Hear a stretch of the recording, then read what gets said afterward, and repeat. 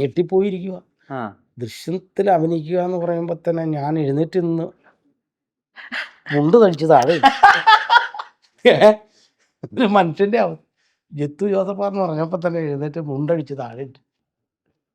പെട്ടെന്ന് അജിത്തൻ്റെ ഫോട്ടോ ഓർമ്മ ഇട്ട് തന്നെ എന്ന് പറഞ്ഞു. ഫോട്ടോ എടുക്കാണ്ട് നോക്കിയിട്ട് കൈ വരയ്ക്കുന്നു. സാറേ ഞാൻ നാളെ ഇട്ട് തരാം, സ്റ്റുഡിയോയിൽ പോയി. അന്നേരം പുള്ളി പറഞ്ഞു അത് വേണ്ട, ഞാൻ നാളെ തൊടുപുഴ വരുന്നുണ്ട്, വഴുത്തല എന്ന് പറയുന്ന സ്ഥലത്താണ്. അത് എൻ്റെ വീടിൻ്റെ അവിടെ നിന്ന് 7 കിലോമീറ്റർ ഓടും ഈ ഷൂട്ട് കിടക്കുന്ന സ്ഥലം. അവിടെ വന്നാൽ മതി എന്ന് പറഞ്ഞു. അപ്പോൾ അവിടെ ലൊക്കേഷൻ നോക്കാൻ വന്നു. അങ്ങനെ ആ സാറ് ആ ജോർജ് കുട്ടിയുടെ വീടിൻ്റെ വരാന്തയിരുന്ന് എനിക്ക് എൻ്റെ കഥ മാത്രം പറഞ്ഞു തരും, മറ്റുള്ളവരൊന്നും പറയുന്നില്ല. ഇപ്പോഴും ബാക്കി കഥകളൊന്നും ഒന്നും അറിയത്തില്ല. ഇതിൻ്റെ അകത്ത് ക്ലൈമാക്സ് എന്താണെന്നും ഒന്നും നമ്മളോടൊന്നും പറഞ്ഞിട്ടില്ല. നമ്മുടെ മാത്രം. അപ്പൊ അങ്ങനെ പറഞ്ഞിരുന്നു ഇയാള് കണ്ണിങ് ആണ്, ഇയാള് സൂത്രക്കാരനാണ്, അങ്ങനെ പറഞ്ഞിരുന്നോ? അത് എന്നോട് പറഞ്ഞു. കാരണം പെട്ടുപോയി പുള്ളി, പെട്ട് ജയിലിൽ പോയിട്ട് വന്നതാണല്ലോ. പെണ്ണുമ്പിള്ള ഉപേക്ഷിച്ച് പോയി, കൊച്ചും പോയി, ആപ്പാട് ഒരു രക്ഷയില്ല, ജീവിക്കാൻ ഒരു വകുപ്പുമില്ല. അങ്ങനെ വരുമ്പോൾ പുള്ളി കണ്ട ഒരു സാധനം പുള്ളി അത് കറക്റ്റ് പറയുക.